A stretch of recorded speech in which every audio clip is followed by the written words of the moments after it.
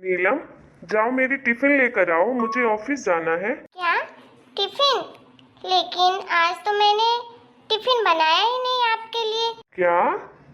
मैं जान सकता हूँ किस खुशी में तुमने मेरे लिए लंच नहीं बनाया? अब मैं क्या खाऊंगा लंच में? आप मुझे डांट रहे हैं? अरे नहीं भाई, मैं बस पूछ रहा हूँ तुमसे कि तुमने लंच क्यों नहीं बनाया। वो आज मेरा उपवास है ना, तो मैं तो खाऊंगी नहीं। और मम्मी जी घर पर है नहीं, तो मैं फालतू आपके लिए क्यों बनाऊं खाना।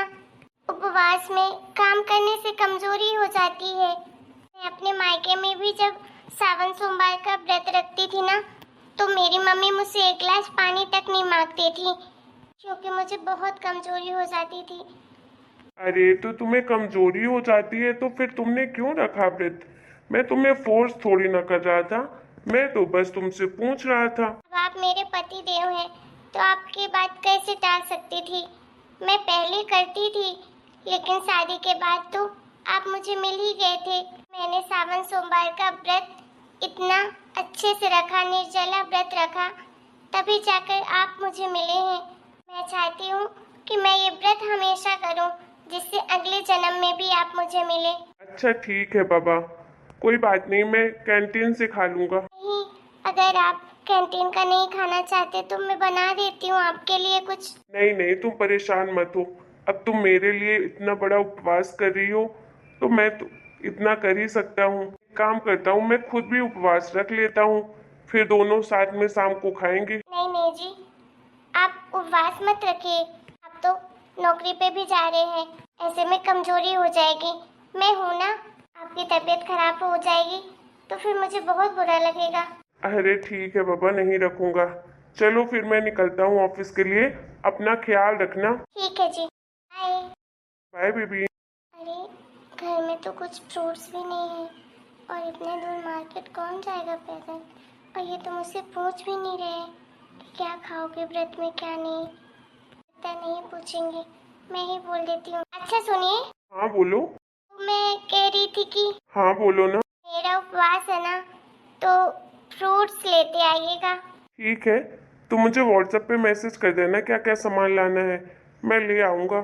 ठीक है जी, मैं व्हाट्सएप भी कर दूंगी, लेकिन फ्रूट्स लेते आइएगा। बनाना लाइएगा, एप्पल लाइएगा, अनार लाइएगा। एक काम करिए, फ्रूट्स तो अभी खरीद के आप घर में रख दीजिए, क्योंकि मैं दोपहर में कुछ खाऊंगी भी। और काजू कतली भी लेते आइएगा, पूजा भी करनी है। और मूंग दाल का हलवा ले आइएगा, उसका भोग लगाऊंगी। ये सब अभी लेकर आना है? हाँ, ये सब अभी लाना पड़ेगा ना, मैं पूजा करूंगी। और फूल पत्ती भी लेते आइएगा। ठीक है, मैं किसी से भिजवा देता हूँ। भाई ये उपवास है, ये उपवास तो बड़ा महंगा है।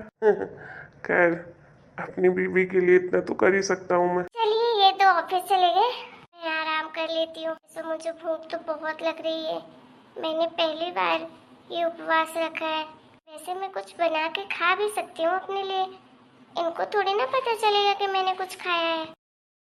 बहू, ओ बहू, ये तो मम्मी जी की आवाज लग रही है। अरे कहाँ रह गई बहू? हाँ मम्मी जी, आप आ गई? हाँ बहू, वो तो मैं शाम को आने वाली थी, लेकिन बेटे को फोन लगाया, बेटे ने कहा तुम्हारा उपवास है, तो मैंने सोचा चली जाती हूँ, तुम्हारा ख्याल रखूंगी। बेटे ने कहा कि उसको कमजोरी हो जाती है उपवास रखने से। हाँ मम्मी जी, मुझे कमजोरी तो बहुत ज्यादा हो जाती है। कोई बात नहीं बहू, नहीं होगी।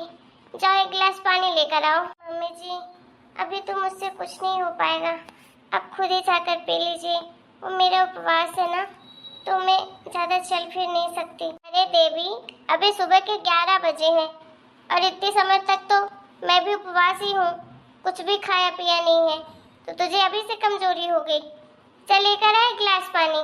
बुढ़िया ना, मैंने सोचा था कि नहीं आएगी, लेकिन टपक पड़ी। अब मेरा उपवास का पता नहीं क्या ही होगा। खैर, मैंने तो एक बार नाश्ता कर ही लिया है, जल्दी से किचन भी साफ कर देती हूँ, तो पता भी नहीं चलेगा किचन में कुछ बना था कि नहीं। अरे निर्मला, तुम बैठो बैठो। हाँ काकी, आप कब आ गई? अरे अभी बस 15 मिनट पहले आई हूँ। और सुनाओ काकी, सब बढ़िया है ना आपके मायके में? हाँ सब बढ़िया है, भाई भतीजे सब सही है।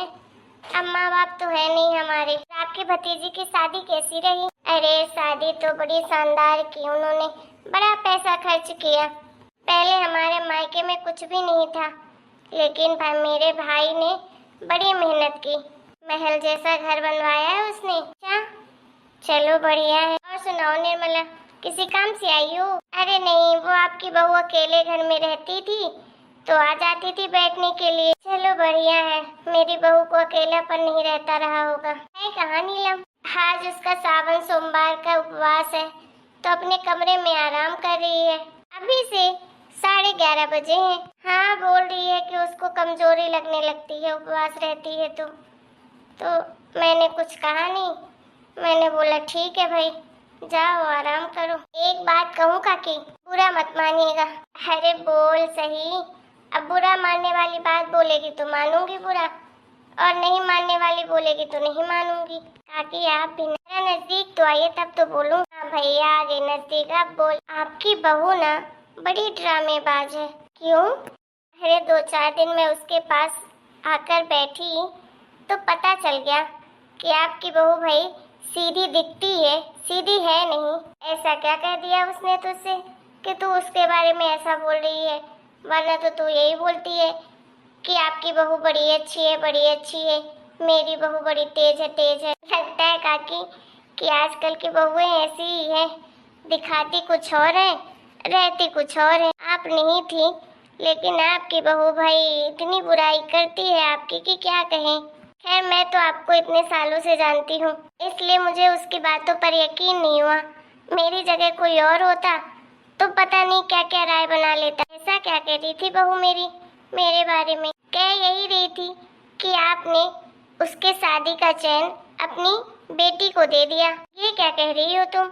मैंने कब दे दिया उसका चैन? जब उसकी शादी हुई थी तो उसने बोला कि माँ जी ने मेरा चैन उतरवा कर अपनी बेटी को दिलवा दिया, यहाँ तक कि अंगूठी भी दिलवा दी। और भी न जाने क्या कह रही थी कि आप अपनी बेटी को बहुत पैसे देती हो, उसका पति कमाता है और जो आपको पैसे देते हैं खर्चे के लिए तो आप अपनी बेटी को दे देती हो। और न जाने क्या क्या आप देती रहती हो अपनी बेटी को। जब भी आपकी बेटी आती है खाली झोला लाती है, भर झोला ले जाती है। ये मेरी बहू कह रही थी। हाँ काकी, ये सब आपकी बहू ही कह रही थी। मैं अभी बुलाती हूँ उसको। अगर तेरे सामने ये सब कह रही थी तो जरा मैं भी तो पूछूं कि ऐसा उसने क्यों कहा।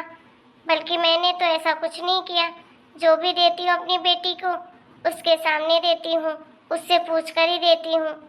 और चैन अंगूठी मैंने नहीं दी थी उसकी, उसने खुद बोला था कि मम्मी जी मैं दे दूँ, तो मैंने बोला जैसा तुझे ठीक लगे, और उसने ही दिया था अपने से।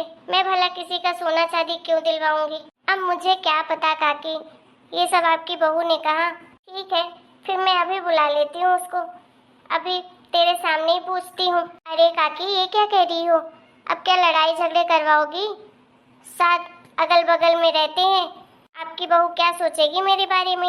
वो तो मैंने आपको अपना समझ कर बता दिया, इसलिए थोड़ी ना बताया कि मेरा ही नाक कटवाएं आप और लड़ाई झगड़े करो। देखिए मुझसे ये सब नहीं होता है, वो मुझसे कह रही थी इसलिए मैंने आपसे कह दिया। तो फिर क्यों कहा तूने? अगर तुझे सामने बोलने में शर्म आती है तो अब मेरे दिमाग में ये सब बातें डाल दी। अब अगर मैं उससे पूछूंगी तो बोलेगी किसने कहा, तो मैं क्या जवाब दूं किसने कहा? अरे वो सब मैं नहीं जानती काकी, चलो मैं चलती हूँ अपने घर। देखो मेरा नाम बदनाम मत करना। कहते हैं लोग भलाई का तो जमाना ही नहीं रहा, आपको अपना समझ के बता दिया और आप सामने से पूरा जोखिम मुखी करवा रही है मेरे सामने। अरे मेरी बात तो सुन निर्मला। बताओ, मेरे मन में ऐसी बात डालकर चली गई और खुद तो फुटक गई। क्या सचमुच मेरी बहू ने ऐसा कहा होगा इससे? भगवान जाने कहा कि नहीं कहा, वरना अगर इसको कहती नहीं तो इसको पता कैसे चलता कि उसने अंगूठी चैन दिया है मेरी बेटी को। उसे तो पूछना ही पड़ेगा कि आखिर उसने ऐसा क्यों कहा। मैं तो अपने पेट में ये बात नहीं पचा पाऊंगी। ऐसा तो नहीं कि निर्मला सोचती है उसके घर में जैसे कलेश होते हैं रोज रोज, वैसे मेरे घर में भी कलेश हो, इसलिए ये सब कर रही है। मेरे और मेरे बहू के बीच फूट डालने की कोशिश कर रही है, जिससे हमारे घर में भी लड़ाई झगड़े हो। नहीं, मुझे कहीं सुनी बातों पर भरोसा नहीं करना चाहिए। जब बहू मेरे सामने कहेगी तो मैं उसको जवाब दे दूंगी, दूसरे की बातों पर मैं क्यों आऊं? निर्मला तो सीधे सीधे मना कर देगी कि मुझसे तो बहू ने कुछ नहीं कहा। फिर मैं क्या कहूँगी उससे। इससे अच्छा तो यही है कि जब बहू मुझसे कुछ कहेगी तो मैं उसी को ही करारा जवाब दे दूंगी। तो भाई लोग, आपको हमारी आज की स्टोरी कैसी लगी कमेंट करके बताइएगा, और वीडियो पसंद आया तो वीडियो को लाइक, चैनल सब्सक्राइब करिएगा। Bye bye.